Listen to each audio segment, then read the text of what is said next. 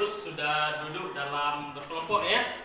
Nah, baik Anda semuanya, seperti biasa sebagai orang yang beragama, mari kita selalu memulai kegiatan kita dengan berdoa supaya nantinya apa yang kita pelajari dapat kita pahami dan dapat bermanfaat bagi kita. Nah, tolong ketua silakan dipimpin doanya, nah, berdoa dalam hati nanti ya, silakan dipimpin.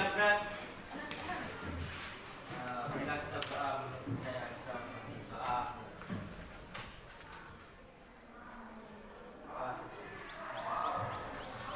Ya, kita lihat, kita mulai pembelajaran kita. Dan sebelumnya kalau Bapak lihat kehadiran kita semua hadir ya.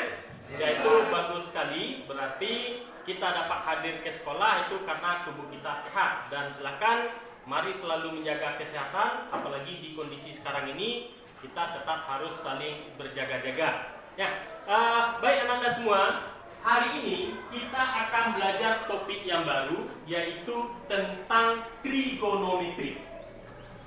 Pelajaran ini nanti kita akan mengaitkan dengan apa pelajaran yang sudah kita dapatkan di SMP. Dan ini banyak sekali manfaat yang dapat kita peroleh dengan mempelajari trigonometri. Salah satu hal sederhana, ya, kita sering setiap hari Senin kita melakukan apa? Setiap pagi Senin? Upacara bendera. Ya. Sekarang kita sudah melihat tiang bendera kita itu kan berdiri tegak, ya, berdiri tegak. Ada tak yang tahu berapa tinggi tiang bendera itu? Enggak. Kenapa tidak tahu? Belum diukur ya, karena belum diukur. Kira-kira tanpa kita turunkan tiang bendera itu, bisa tak kita mengukur tingginya? Bisa? Bagaimana caranya? Ada yang bisa? Nah, silakan. Menggunakan rumus teorema Pythagoras. Ya, menggunakan rumus teorema Pythagoras.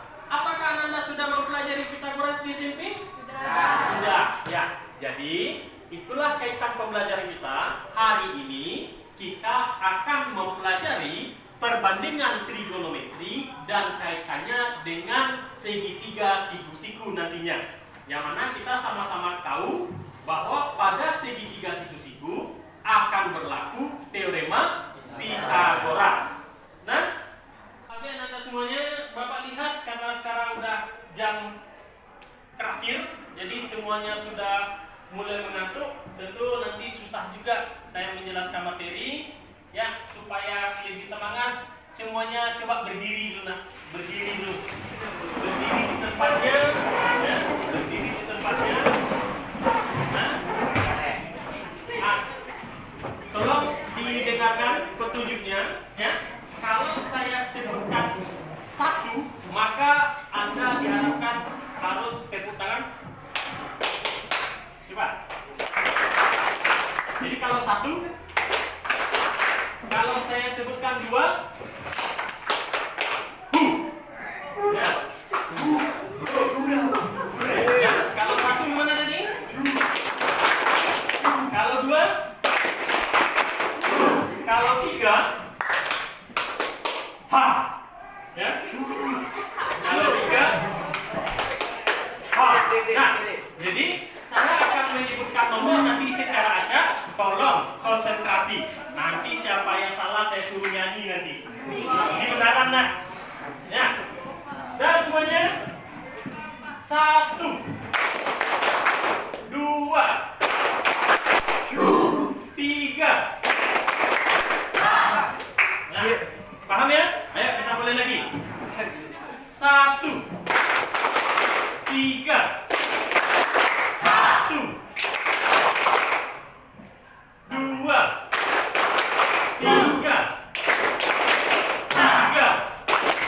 4. Nah, baik Anda, jadi saya berharap Anda sudah mulai segar kembali. Dan seperti biasa, terakhir di pertemuan kemarin kita sudah melakukan semacam post-test. Dan saya sudah melihat bagaimana kemampuan kita, dan kita sudah duduk sekarang ini dalam kelompok. Nah, jadi Ananda sudah dikelompok-kelompokkan.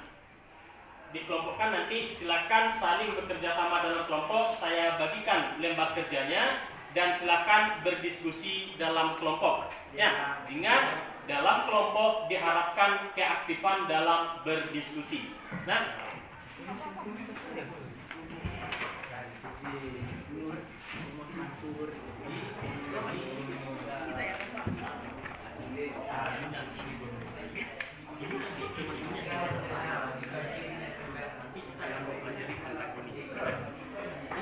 silakan boleh dibaca-baca kira-kira apa yang menjadi fokus perhatian, apa yang menjadi permasalahan.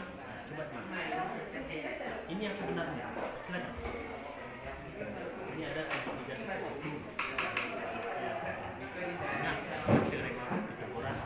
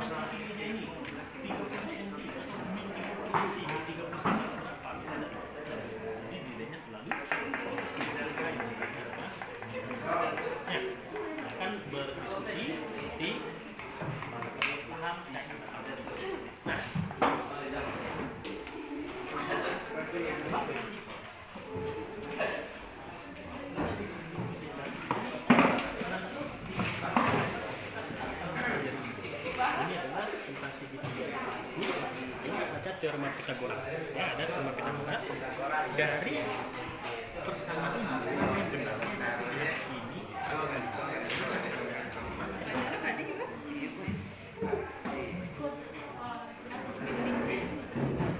ini sama dengan A seperti itu.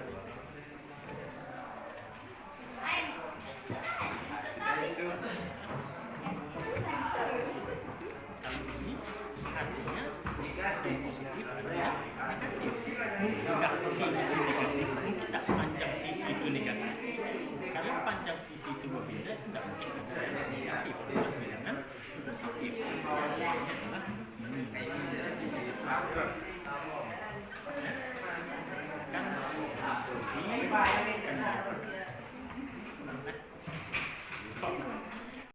Penanda semua, Ananda sudah berdiskusi kelompok. Saya lihat tadi kerjasama dalam kelompoknya sangat bagus sekali, dan saya tadi sudah membimbing beberapa kelompok dan kita sangat bersyukur semuanya bisa memahami. Nah, sekarang mari coba kita diskusikan hasil diskusi kelompok kita. Ingat kesepakatan kita tentang tata cara berdiskusi. Mari kita saling menghargai pendapat kawan-kawan kita. Saat yang satu berbicara, yang lainnya harus mendengarkan. Paham ya? Kita pergilirkan hari ini, kita coba yang tampil adalah kelompok 3. Silakan nak, kelompok 3, perwakilan kelompok 3.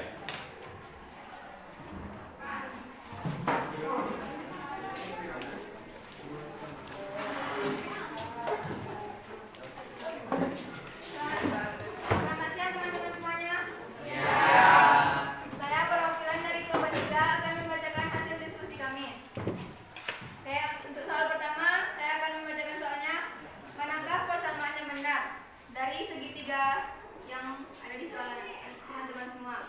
Saya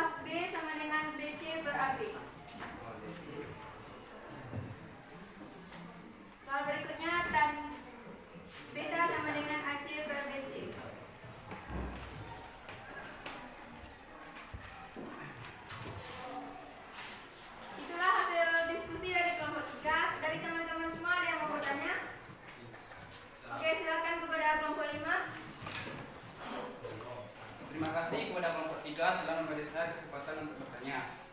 Saya perwakilan dari kelompok 5 ingin bertanya, kenapa kelompok 3 lebih memilih C sama dengan A kuadrat tambah B kuadrat? Kenapa tidak memakai plus minusnya? Terima kasih atas pertanyaan dari kelompok 5. Saya sendiri akan menjawab pertanyaan dari kelompok 5. Kami tidak memilih dan tidak menggunakan plus minus karena sisi sebuah segitiga haruslah positif. Tidak ada sisi segitiga yang negatif. Apakah kelompok 5 puas dengan jawaban kami? Terima kasih, saya sudah puas dengan jawabannya. Ya, sama-sama. Ada yang mau bertanya lagi? Nah, Ya, Mas. Oke, kami tutup hasil diskusi kami. Assalamualaikum warahmatullahi wabarakatuh. Waalaikumsalam warahmatullahi wabarakatuh. Kita duduk. Tadi tidak dibaca salah. Mari kita kasih aplaus untuk kelompok 3 yang sudah tampil.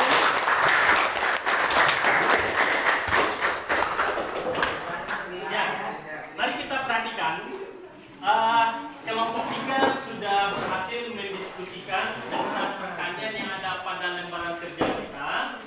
Pertama tentang teorema Pythagoras yang berlaku.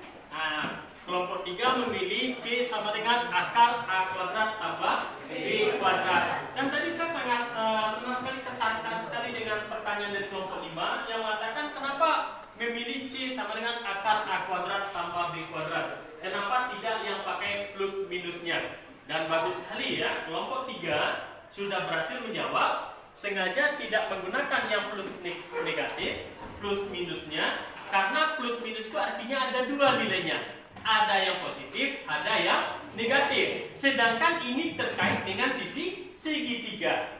Sisi segitiga tentu haruslah positif, tidak mungkin ada yang negatif. Nah, itu bagus sekali. Nah, kemudian tentang perbandingan trigonometri, kelompok 3 sudah menjelaskan dengan sangat baik sekali. Dan tadi saya perhatikan kelompok-kelompok lain juga sudah memperhatikannya, sudah mendiskusikannya dengan sangat baik sekali.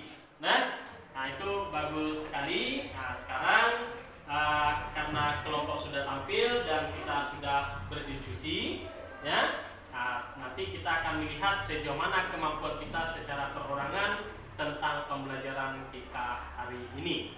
Nah, stop. Biar Anda, itulah kegiatan pembelajaran kita hari ini. Dari awal kita sudah belajar, berdiskusi, dan sekarang sesuai dengan batasan waktu kita sudah berada di penghujung kegiatan belajar kita hari ini.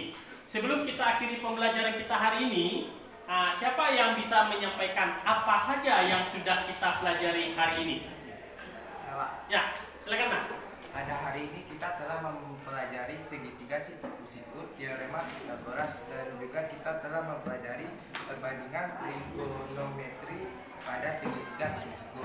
Ya, bagus sekali. Ya benar ya, hari ini kita sudah belajar tentang segitiga siku-siku, teorema Pythagoras, dan perbandingan trigonometri pada segitiga siku-siku. Nah, sekarang saya mau melihat bagaimana tanggapan Ananda semua tentang pembelajaran kita hari ini. Dari awal sampai akhir, ya, gimana kira-kira pandangan atau pendapat Ananda tentang pembelajaran kita hari ini? Ada enggak yang berani menyampaikan pendapatnya? Bagaimana kesannya tentang pembelajaran hari ini? Ya, silakan Nak. Saya merasa senang sekali dengan pembelajaran hari ini karena saya dapat berdiskusi dengan teman-teman anggota kelompok. Kami dapat menyatukan perbedaan pendapat dari setiap anggota kelompok, Pak. Tapi saya masih ada kesulitan, Pak, dalam menemukan rumus-rumus jika gambarnya itu ditukar, Pak. Mengalami kesulitan gitu, Pak. Ya. Ya, mungkin yang lainnya ada juga yang sependapat dengan Rahmi, kesulitan kalau gambarnya sudah ditukar. Ya wajar saja, namanya kita proses belajar, itu semua nanti kan kita berlatih, mudah-mudahan nanti bisa paham lebih lanjut nantinya. Dan Rahmi, kira-kira apa upaya Rahmi nanti supaya bisa mengatasi kendala itu nantinya? Saya akan mempersiapkan diri lagi di rumah, Pak, dengan mengulang pembelajaran yang sudah dipelajari hari ini. Terus lebih mendalami lagi lah gitu Pak di rumah. Gitu Pak. Ya, bagus sekali. Akan seperti itu. Ada lagi yang mau menyampaikan pendapatnya tentang pembelajaran kita hari ini? Ya, silakan Mas. Saya juga senang dengan pembelajaran hari ini karena dengan permainan tepuk tangan saya jadi hilang dan lebih bersemangat. Ya, oh iya, yang pada takut ya, silakan. Saya juga sangat senang dengan pembelajaran hari ini karena tidak membuat saya ngantuk dan paham dengan materinya. Ya, karena keterbatasan waktu, saya tidak mungkin meminta pendapat Anda semuanya, tapi setidaknya saya yakin pendapat dari kawan-kawan Anda itu sudah mewakili pendapat kita semuanya. Dari pendapat Anda semua dapat saya simpulkan bahwa pembelajaran kita hari ini cukup menarik karena ya walaupun di jam terakhir kita tetap semangat dengan permainan ice breaking kita nantinya. Mudah-mudahan kedepannya saya juga akan lebih menambah wawasan tentang ice breaking lainnya untuk memusatkan, membantu kita terfokus lagi dengan pembelajaran kita nantinya. Baik Anda, sebelum kita akhiri kembali saya ingatkan, silahkan diulang-ulang pelajarannya di rumah. Dan untuk pertemuan minggu depan kita masih akan melanjutkan tentang trigonometri. Silakan dibaca buku siswa yang sudah ada pada Ananda, ya, dibaca itu halaman 47. Kita akan lanjutkan pembelajaran kita di minggu depan. Nah, demikianlah pembelajaran kita hari ini dan sebelum kita akhiri, mari kita bersyukur karena kita sudah menyelesaikan pembelajaran kita hari ini. Silakan bersyukur, mulai.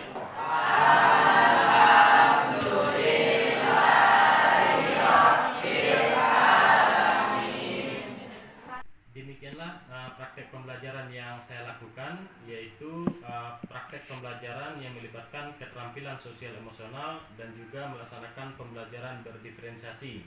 Sebelum saya mempelajari modul tentang pembelajaran dengan kompetensi sosial dan emosional dan juga tentang pembelajaran berdiferensiasi, pembelajaran saya lakukan itu cenderung tidak memperhatikan bagaimana kesiapan siswa dan bagaimana minat siswa dalam pembelajaran.